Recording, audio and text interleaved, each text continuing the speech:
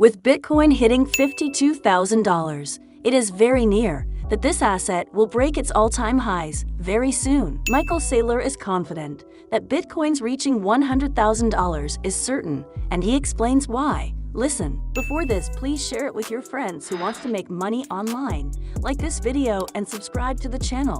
It costs nothing, but help the channel to grow on YouTube. Well, I think a lot of this is just indicative of the popularity of Bitcoin as an asset class. It's now the world's most popular investment asset. It's novel, it's digital, it's global, it's unique, and it's uncorrelated to traditional risk assets because it doesn't come with exposure to any given country, currency, company, quarterly result, product cycle, competitor, not to weather, not to war, not to an employee base or supply chain. And so that makes it a natural addition to the portfolio of a responsible investor.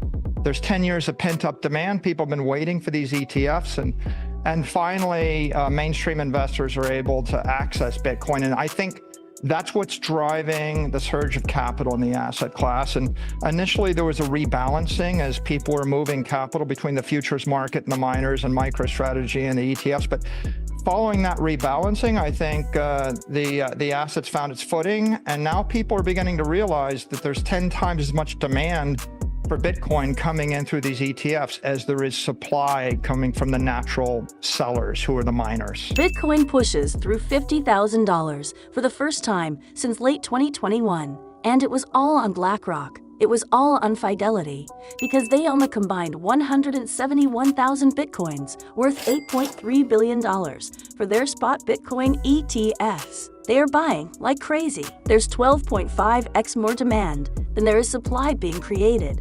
Prices have got to go up. Listen to Anthony Pompilano explaining why the demand is getting crazy and why is the price suddenly booming. You think about what's happening right here. Wall Street's getting an intelligence test. If you paid attention in Economics 101, you're going to pass this test.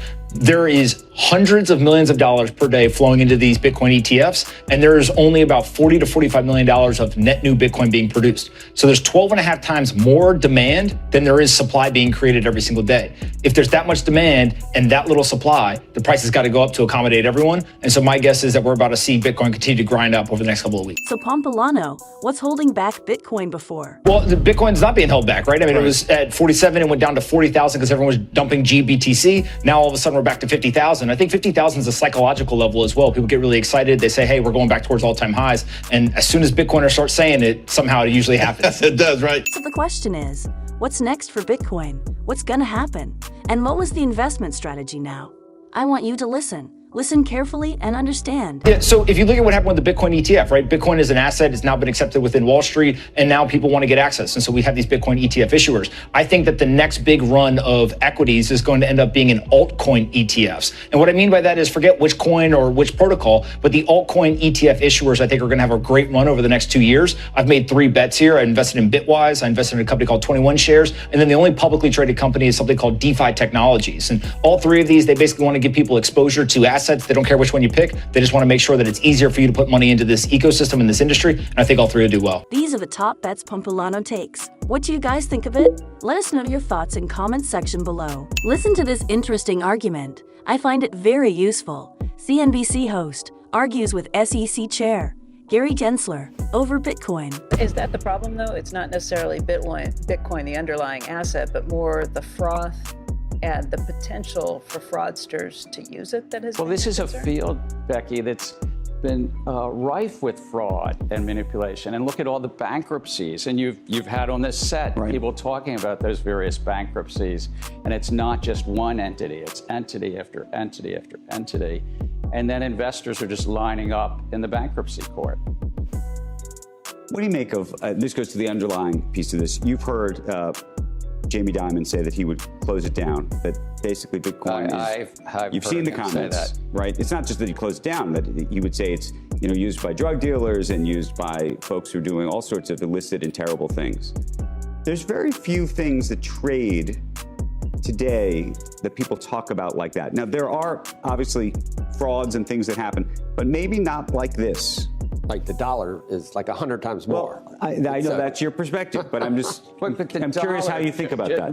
That's true, though. This is how much has been money laundered with Bitcoin. This is how much. This is Bitcoin. This is dollar. Yes, Joe. But look, here's the Jamie Dimon quote. The only true use case for it is for criminals, drug traffickers, money laundering, and tax avoidance. I know, but we have a guest. That's his opinion. We have a guest, Joe. What is your opinion?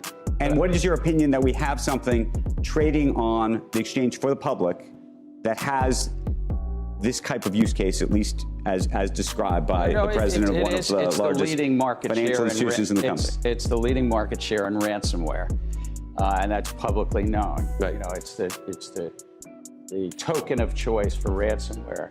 Joe, if I can say, the U.S. dollar, the euro, the yen, you have the whole society using it as a medium of exchange. We buy our cups of coffee, as I see here. Right. We get paid in dollars or yen or euro. And you have a whole central bank and support for one currency generally per economic region.